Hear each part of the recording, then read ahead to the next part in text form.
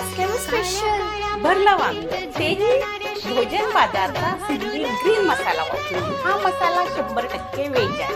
व्हेजसाठी आणि नॉन व्हेजसाठी दोन्हीसाठी आपण वापरू शकतो. चला तर मग